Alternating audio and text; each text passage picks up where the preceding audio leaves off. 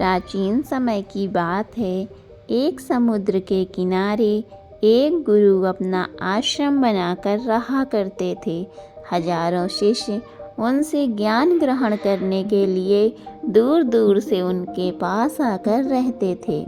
गुरु का ज्ञान देने का तरीका भी बड़ा ही अनूठा था। शुरुआत में वो अपने शिष्यों को उपदेश के माध्यम से ज्ञान देते थे। उसके बाद वो अपने शिष्यों को उस ज्ञान का अनुसरण करने के लिए कहते थे। उस ज्ञान को अपने व्यावहारिक जीवन में उतारने को कहते थे। एक बार उस आश्रम में एक सम्राट अपने बेटे को लेकर पहुंचा। उस सम्राट ने उस गुरु से प्रार्थना की कि आप मेरे बेटे को अपने आश्रम में रहने दें और अपने तरीके से उसे ज्ञान दें। उसे इस आश्रम में बिल्कुल भी ऐसा नहीं लगना चाहिए कि वो किसी सम्राट का बेटा है। उसे बिल्कुल साधारण शिष्यों की तरह ही ज्ञान देने की कृपा करें। गुरु ने मुस्कुराते हुए कहा कि सम्राट, ज्ञान इसी तरीके से लिया जा सकता है। अगर तुम अपने को दूसरों से बड़ा समझोगे तो तुम ज्ञान ग्रहण नहीं कर पाओगे। अगर तुम्हें ज्ञान ग्रहण करना है तो तुम्हें दूसरों की तरह अपने आप को साधारण समझना होगा। यही ज्ञान ग्रहण करने की सबसे पहली सीढ़ी होती है। तुम निश्चिंत रहो, आज से तुम्हारे बेटे की जिम्मेदारी मेरे कंधों पर रही। ये कहकर गुरु सम्राट के बेटे को अपने साथ लेकर समुद्र के किनारे टहलने के लिए निकल गए। आश्रम के बाकी सभी बच्चे उस सम्राट को देख रहे थे। सम्राट अपने बेटे को अपने रथ पर बिठा कर लाया था, जिससे सभी बच्चे समझ गए थे कि ये लड़का सम्राट का बेटा है। इसी वजह से आश्रम के सभी बच्चे सम्राट के बेटे की तरफ आकर्षित हो गए। जब गुरु सम्राट के बेटे को लेकर समुद्र पर टहल रहे थे तो सम्राट का बेटा अचानक फूट फूट कर रोने लगा, क्योंकि अभी वो सिर्फ 12 वर्ष का था और 12 वर्ष की आयु में उसके पिता उसे अपने से दूर छोड़कर चले गए थे। ये सदमा वो बच्चा सहन नहीं कर पा रहा था।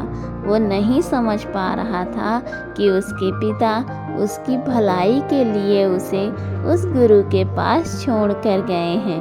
उसे रोते हुए देखकर गुरु ने कहा कि बेटा, मैं तुम्हें चुप नहीं करूँगा।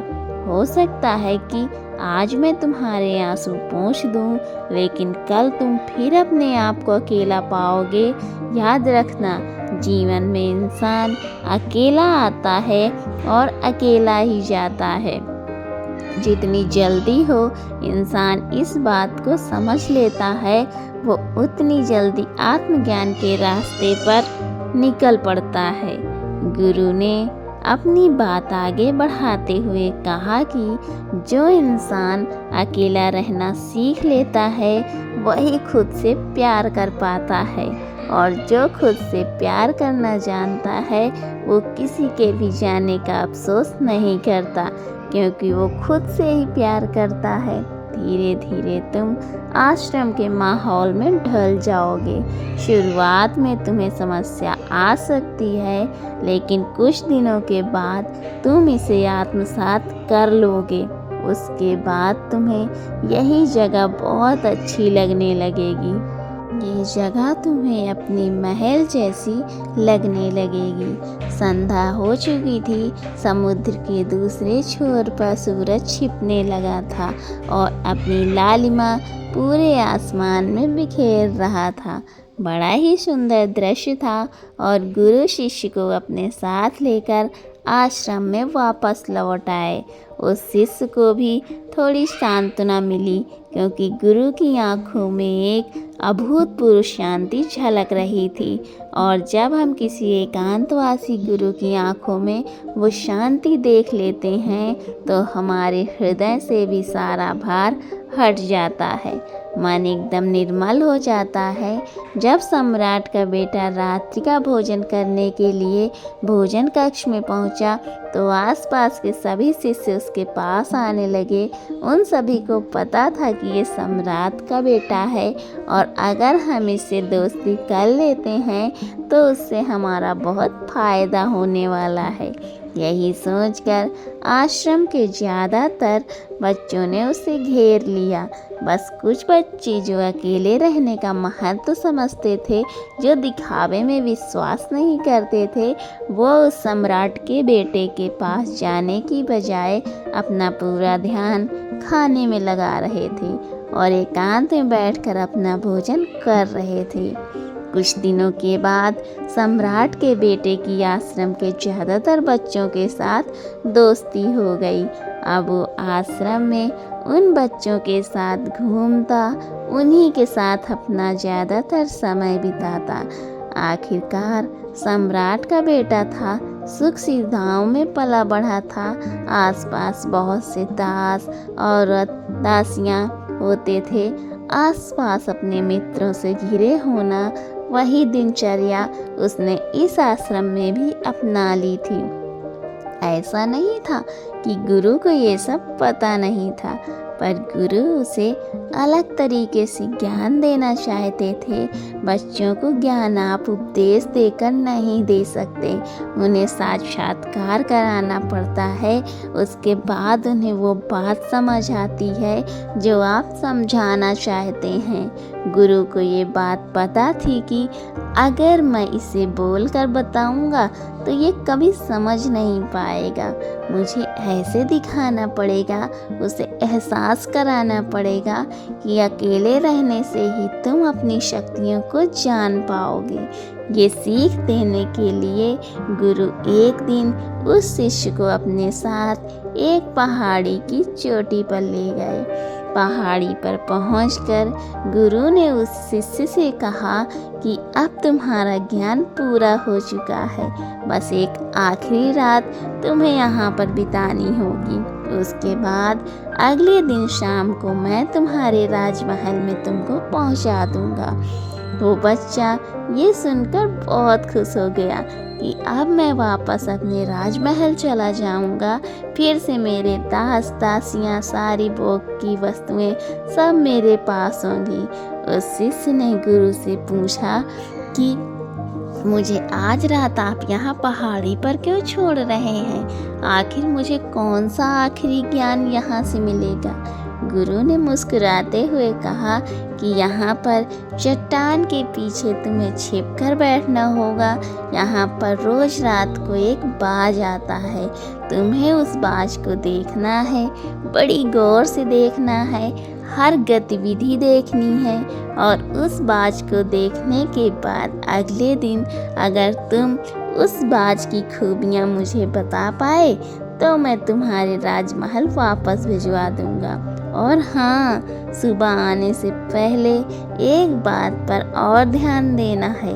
एक चरवाहा यहाँ पर अपनी भेड़ों को चराने के लिए आता है। तुम्हें इन भेड़ों की गतिविधियाँ भी देखनी है। याद रखना, बाज की गतिविधि रात को और भेड़ों की गतिविधि सुबह। अगर तुम दोनों की गतिविधि ध्यान से देखकर मुझे बता पाए तो तुम इस आश्रम से हमेशा के लिए आज़ाद हो जाओगे। तुम्हारा ज्ञान पूरा हो जाएगा। मैं तुम्हारे पिता को कह दूंगा कि ये बच्चा हमारे आश्रम का सबसे ज्ञानी बच्चा है। ये कहकर गुरु अपने आश्रम में वापस लौट आए और वो बच्चा वहीं पर उस चट्टान के पीछे खड़ा हुआ उस बाज का इंतज़ार करने लगा।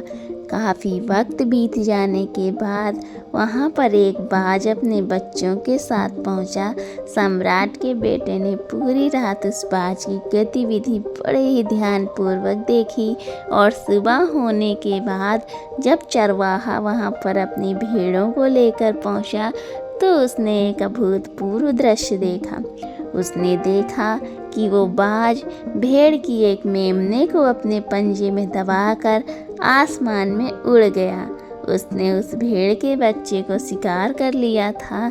ये सारा दृश्य देखकर वो बच्चा आश्रम में वापस अपने गुरु के पास पहुंचा। इससे पहले कि गुरु उससे कुछ पूछते, उसने गुरु को प्रणाम करते हुए कहा कि गुरुदेव, आप आश्रम के सभी बच्चों को यहाँ पर बुला लीजिए। मैं सब लोगों को बताना चाहता हूँ कि मैंने क्या देखा। जब आश्रम के सभी बच्चे वहाँ पर पहुँच गए तो उस सम्राट के बेटे ने कहना शुरू किया कि मैंने अपने जीवन में बहुत से पक्षियों को देखा है, लेकिन बाज उन सभी पक्षियों में से सबसे अद्भुत और सबसे अलग होता है।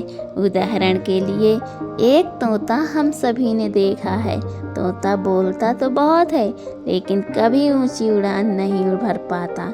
लेकिन एक बाज जो कि हर समय शांत रहता है, वो आकाश को भी छू सकता है।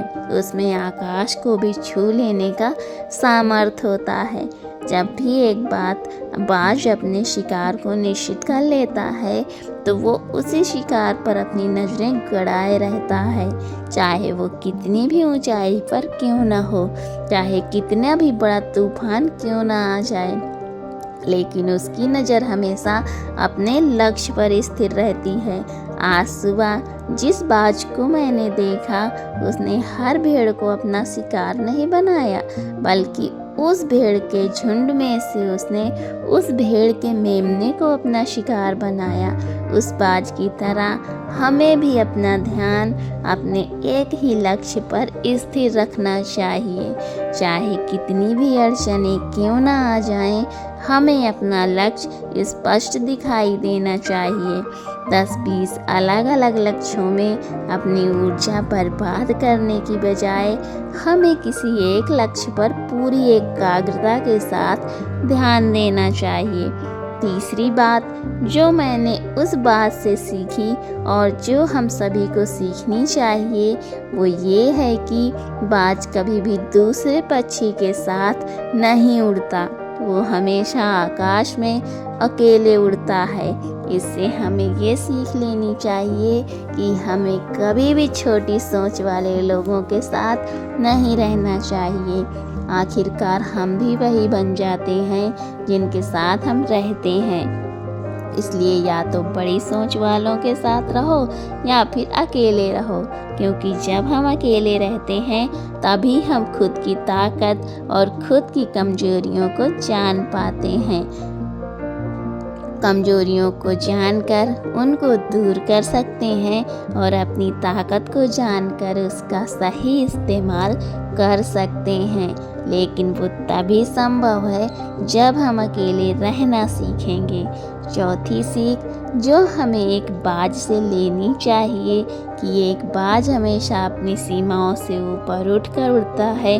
जब तूफान आता है तो हर एक पक्षी अपने घोंसले की तरफ भागता है, खुद को छिपाने की जगह ढूंढता है, लेकिन बाज ऐसा कुछ भी नहीं करता। वो खुद की सीमाओं को तोड़कर बादलों से भी ऊपर उड़ने का प्रयास करता है। हवाएं उसे थपेड़े मारती हैं, पंख उसके बाहर हो जाते हैं, पानी और धूल की वजह से उसे कुछ दिखाई नहीं देता, लेकिन वो फिर भी आसमान की तरफ उड़ता रहता है और अंततः बादलों से भी ऊपर निकल जाता है और वहाँ तब तक उड़ता रहता है जब तक मौसम ठीक नहीं हो जाता। अपनी सीमाओं को तोड़कर सिर्फ इसलिए उड़ पाता है क्योंकि वो समस्या के आने पर उससे घबराता नहीं है, उससे डर कर बचने का प्रयास नहीं करता, बल्कि एक सकारात्मक नज़रिए के साथ उसका सामना करता है। जीवन में चाहे कितनी भी अड़चनें क्यों ना आ जाएं, हमें उन अड़चनों से लड़ना चाहिए, ना कि उनसे डर कर कहीं छुप कर बैठना चाहिए। बहादुर तो वो लोग होते हैं जो तूफानों से टकरा जाते हैं। कायर तो अपने घर में, अपने घोंसले में अपनी जगह ढूंढकर बैठ जाते हैं। पांचवी बात जो हमें एक बात से सीखनी चाहिए कि बाज कभी भी अपने घोंसले में घास के कोमल तिनके नहीं रखता। जो तिनके एक कोमल हो जाते हैं उन्हें निकाल कर फेंकता रहता है। उसी तरह चाहे कितनी भी आरामदायक ज़िंदगी आपको मिली हो, लेकिन उस आराम से उठकर अपने आलस्य को तोड़कर जीवन में मेहनत करते रहना चाहिए। जीवन में पसीना बहाते रहना चाहिए, शारीरिक मेहनत करनी चाहिए। अपने घोंसले से कोमल तिनके उठाकर फेंक दो और आज ही अपने आलस्य को तोड़कर निकल पड़ो। हर दिन अपने आप को चुनौतियाँ दो, हर दिन मुश्किलों से लड़ो, क्योंकि वही मुश्किलें तुम्हें मजबूत बनाएंगी। जंगल के राजा शेर को भी झुंड बनाकर शिकार करते हुए देखा जा सकता है, लेकिन बाज हमेशा अकेला शिकार करता है, क्योंकि वो जानता है कि भीड़ हौसला तो देती है मगर साहस छीन लेती है। आदमी को हमेशा अकेले ही आगे बढ़ना होता है। यही कारण होता है कि वो जल, थल और नभ सभी जगहों पर अपने शिकार का परचम लहरा सकता है। बाज की उम्र लगभग 70 की होती है, लेकिन 40 में ही उसका शरीर बूढ़ा हो जाता है। नाखून उसके पैरों में धंसने लगते हैं, पंख उसके शरीर में चिपक जाते हैं, उसकी चोंच मुड़ जाती है, उसका शरीर भारी हो जाता है। ऐसी स्थिति में शिकार करना तो क्या, उड़ने की भी हालत नहीं रहती उसकी। ऐसे में उसके पास 2 विकल्प होते हैं। पहला, या तो वो खुद इस अवस्था को स्वीकार कर ले और भूखा प्यासा मर जाए, या किसी दूसरे जानवर का शिकार बन जाए। और दूसरा विकल्प ये होता है कि वो 6 महीने एक बहुत ही दर्दनाक प्रक्रिया से गुजरे और खुद को फिर से पहले जैसा मजबूत बना ले। लेकिन बाज तो बाज है, वो दूसरा विकल्प चुनता है। इसके लिए वो खुद को एक बहुत ही ऊंचे पहाड़ पर ले जाता है, जहां वो पहले अपनी चोंच से अपने सारे पंख खींच कर उखाड़ देता है और फिर चट्टान पर पैर मार मार कर अपने पंजे तोड़ देता है। उसके बाद उसी चट्टान पर अपनी चोंच को पटक कर तोड़ देता है और इस लहूलुहान अवस्था में खुद को दूसरे जानवरों से छिपाता फिरता है। अगले 6 महीने तक वो इसी दर्दनाक प्रक्रिया से गुजरता है और इंतजार करता है नए चोंच, नए पंख, नए पंजों का। तब फिर वो अपनी नई जिंदगी शुरू करता है और निकल पड़ता है अपने शिकार पर और अगले 30 सालों तक फिर से राज करता है। इसलिए समय आने पर हमें भी अपनी पुरानी आदतों को छोड़ना पड़ता है और कुछ नया सीखना पड़ता है। समय के साथ बदलना पड़ता है, अपने आप को तैयार करना पड़ता है, वरना हमारा भी शिकार हो सकता है, हम भी पीछे रह सकते हैं। इसके बाद सम्राट के बेटे ने भेड़ों की विशेषता बताते हुए कहा कि भेड़ हमेशा झुंड में चलती हैं, उन्हें झुंड में एक साथ चलने से हिम्मत मिलती है, लेकिन जैसे ही उन पर शिकार होता है वैसे ही वो भीड़ तितर बितर हो जाती है और उस पूरी भीड़ में से एक भी भेड़ अपने साथी की मदद करने के लिए वापस नहीं लौटती। इससे हमें ये सीख मिलती है कि हमारे साथ कितने भी लोग खड़े हों, किसी पर भी यकीन नहीं करना। यकीन तो हमें खुद पर करना है, क्योंकि बुरा समय आने पर वो भीड़ कब तितर बितर हो जाएगी आपको पता ही नहीं चलेगा। गुरु को प्रणाम करते हुए सम्राट के बेटे ने अपने गुरु से कहा कि गुरुदेव, अगर मुझसे कोई सीख रह गई हो तो कृपया करके आप बताने की कृपा करें। गुरु ने सभी बच्चों को संबोधित करते हुए कहा कि ये सभी बातें जो अभी इस बच्चे ने बताई हैं सब सही हैं, लेकिन ये सारी खूबियाँ आप लोगों में तभी पैदा हो पाएंगी जब आप अकेले रहने का अभ्यास करेंगे। आपने देखा होगा कि बाज कभी भी किसी दूसरे पक्षी के साथ नहीं रहता, ना ही किसी के साथ अपनी जोड़ी बनाता। वो आसमान में अकेला उड़ता है और अकेला उड़ने की वजह से वो अपनी ताकत, अपनी कमजोरियों को जान पाता है। इसके बाद गुरु ने अपनी बात खत्म करते हुए कहा कि मैं आज रात इस सम्राट के बेटे को इसके राजमहल में छोड़ने जा रहा हूँ, क्योंकि इसके सीख यहाँ पर पूरी हो गई है। और यह कहकर गुरु उस सम्राट के बेटे का हाथ पकड़कर राजमहल की तरफ रवाना हो गए और बाकी के सभी बच्चे उन्हें पीछे जाते हुए देखते रह गए। तो दोस्तों, कैसी लगी आज की कहानी आपको? आशा करती हूँ कि आज की कहानी से आपको कुछ न कुछ सीखने को ज़रूर मिला होगा। तो मिलती हूँ आपसे अगली कहानी में। तब तक के लिए अपना ख्याल रखें और वीडियो में अंत तक बने रहने के लिए आपका बहुत बहुत धन्यवाद।